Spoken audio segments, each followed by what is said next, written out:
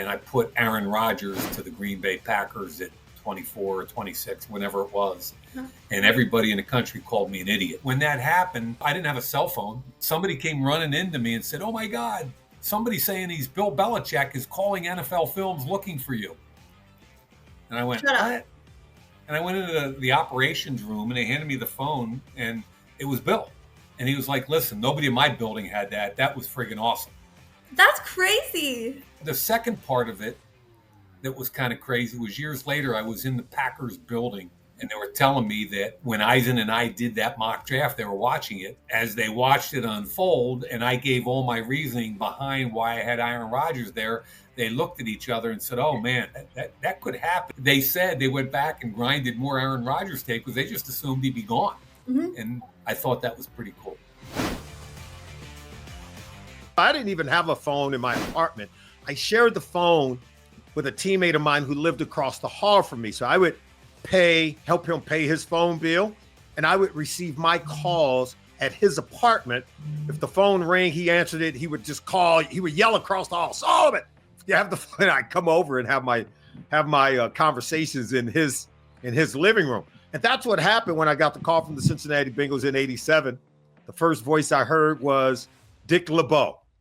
"Solomon Wilcox, this is Dick LeBeau. We're going to fly you in. You're going to be a good player for us." And it was just such a wonderful call to get. I said, "Okay, Julius, you want to go?" Julius, "Yeah." So he takes myself and Julius Peppers out. We go to like 3 different clubs. Mind you, the draft is at noon.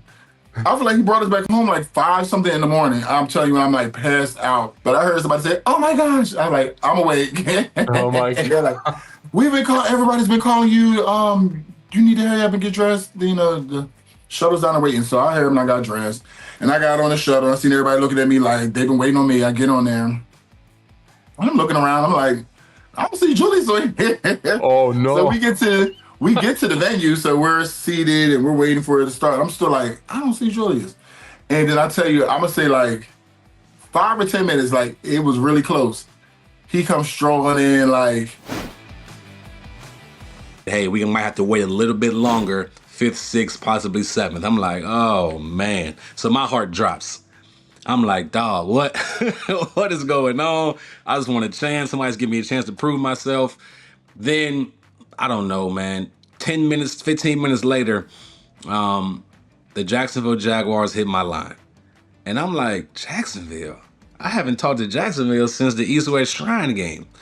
And I get on the phone call and they were like, "Hey, we love you. We think you were the best receiver at the East-West Shrine game. We were trying to keep it a secret. We were trying to really go out there and bring you in. We're so excited. We're going to draft you with the 114th pick." And all I could do is smile. All I could do is smile. All the worry, all the hard work, all the doubting, everything just goes away. It's like a burden lift off your shoulders. Coming from a Division III school, being able to get drafted at the 114th pick in the 4th round, 2011 draft. My mom and dad were so excited. Family, everybody going crazy. I'm on the phone and it pops up on the TV and everybody just stands up and yeah, it was just a cool moment, man. I just remember just kind of like just blacking out. And next thing I know, I'm in the front of the house on our carport and I hear a loud like noise coming from my house. And it was the draft. So everybody saw it happen while I was on the phone. And they were like, "Oh, yeah."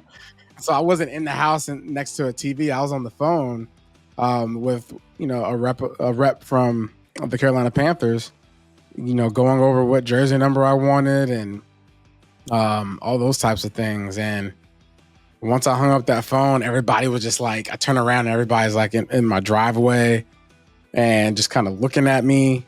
And I turn around and I said, "I'm a Carolina Panther." And they were like, "Grr!" So I lived in this, I lived in a duplex in this cul-de-sac, and everybody in the neighborhood came out because everybody was invested and watched the draft that day. And it was basically, a cul-de-sac party.